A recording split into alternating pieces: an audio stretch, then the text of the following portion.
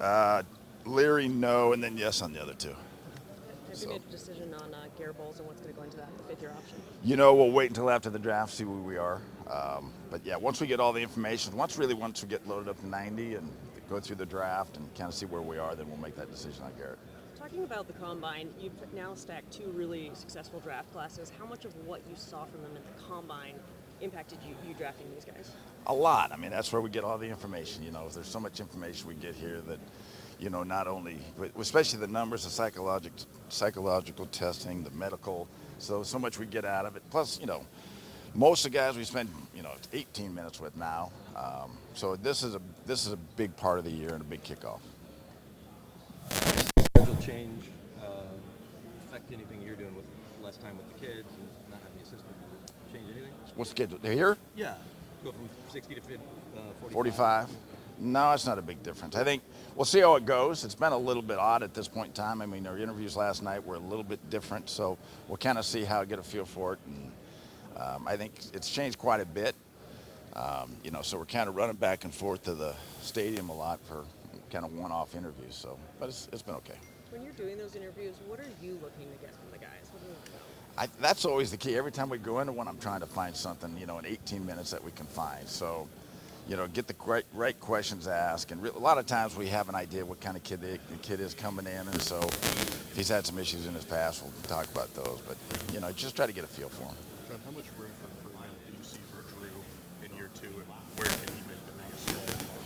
Well, I think that there's always, it's a big jump from first year to your second year, especially when you got to play as much as you got to play. So I think he'll come into this offseason knowing a lot more than he did last year. And so this offseason, OTAs will be much better for him. And then even going into camp, having him play, know what to expect, he'll be leaps and bounds, I hope, from where he was last year. And I thought he played very well last year. So we just got to continue to, help him get some people around him and give him a chance to be successful. I asked Vic too. Do you want a veteran behind Drew, or where do you stand on that? We'll see.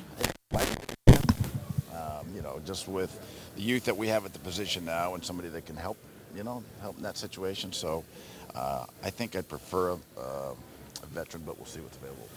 Is Flacco in that conversation, or where does it stand with Joe? Yeah, I don't know yet.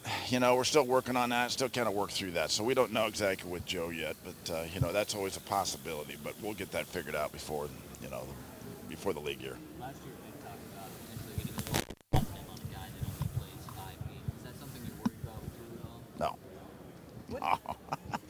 I mean, it's a good. It may be a false positive, but it was a positive.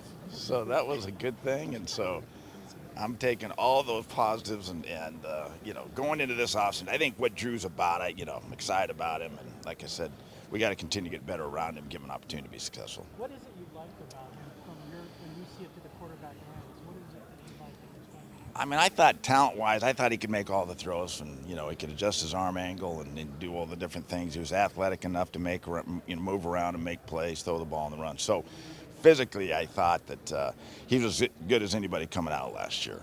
Now, the big question is always what's inside, and that's the hardest part about that position is figuring out what's inside. And I think that Drew's got that so far. He's got the it factor, he's got the confidence to play the position because.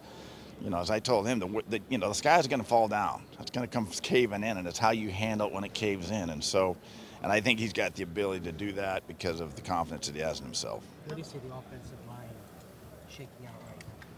We'll see. We'll have to wait and see. And obviously, we're going through a plan now and putting one together in free agency and looking at different targets there. And hopefully, we'd like to get better there. Obviously, Connor's still free, so we'll be talking to Connor too.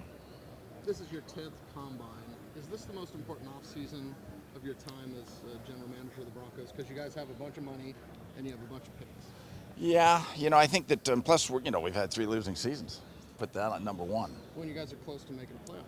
Yeah, and we're close. Yeah, so hopefully they add a 7th playoff team and we can give us even a better chance. But yeah, I mean, I think I'm really excited about where the staff is with Vic, the relationship with Vic, what he's doing as a head coach, and having a year under his belt.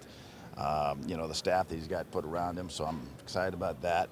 We do have a good base of young football players that we can build around. As you said, the last couple drafts have been pretty successful, and so, we got to keep building on that. So I'm excited about the fact that, you didn't have a bunch of picks again this year, like you said, some money. So if we do the right things, then we can, and the young guys get better. The young guys have to improve and take a step from last year, then we have a chance to get competitive pretty fast. What do you see happening with the pass interference challenge thing going forward? I don't know. We've been talking about that for 2 days, and so I don't know where it's going to go. We kind of wait and see, but I think that'll be figured out once we get to Naples, which is the week before the owners' meetings. So I don't think we'll get anything done here, and I think so. We'll wait until down there. You said about Vic Fangio in year 2 now. Can you talk a little about your relationship and what seems to work so well? I mean, it seems like you guys have good chemistry. Yeah, we do. I don't know.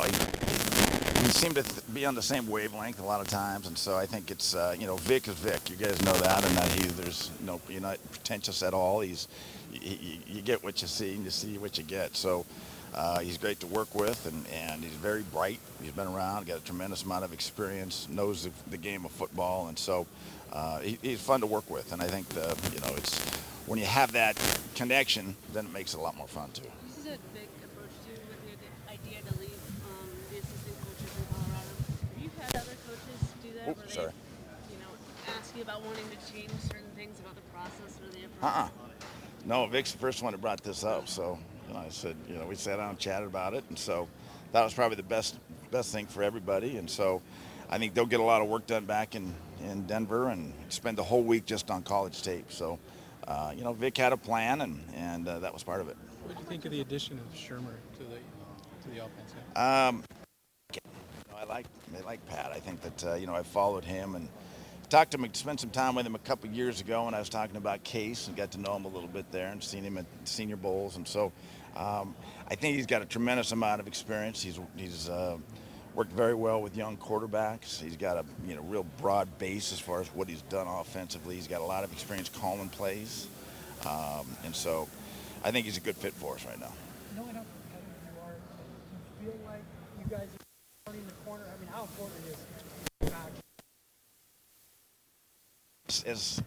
I'm tempering it. Let's put it this way. I'm tempering the fact because I've been excited the last couple of years too, and it's been a disappointment, as I'm sure everybody here has been. So I'm cautiously optimistic about what our possibilities are, what we can do. Obviously, when you get into free agency, you never know when things are going to come in.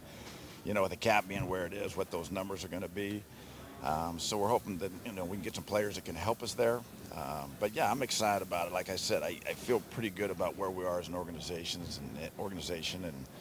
and that this is the exciting time because this is kind of the start of the off season to where we really start having a chance to improve our team. Are Time for a few more for John. Are you and your colleagues a little bit? Competition from the standpoint, are there anything that you're watching from the XFL or kickoff rules, extra point possibilities? That has not been talked about. Is there anything that you just are curious? Yeah, I mean, I think the one thing that was talked about was the kickoff, so that was one thing that was talked about, but not for very long. So yeah. John, how different is this week because you have through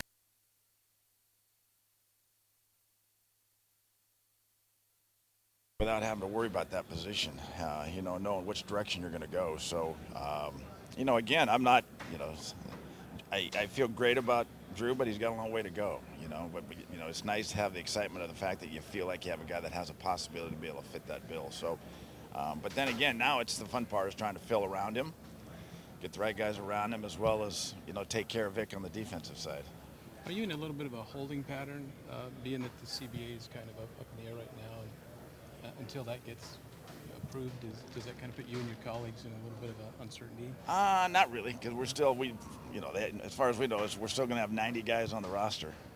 So we're just trying to get the best 90 we can, and then wherever it goes from there, if there's more guys on the active or there's the regular roster, if they increase that, that's all good news for us. So we're going about trying to put 90 together and go from there.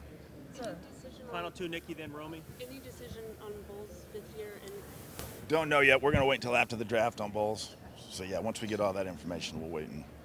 Last one, Romy. A couple weeks old, but Steve Atwater finally gets in the hall. You played with him. What was that like for you to see him? It couldn't happen to a better guy. And he had such a great career and tremendous career, and it was a guy that kind of changed that position because of the size that he had and the ability to move around and play the run as well as play the pass, but with that size and intimidate back there, which is no longer as big a part of the game as it used to be. But to have him back there was is an intimidating guy that did a great job, and so I'm thrilled for him. Thank you, John. Thanks, John. Thanks, John.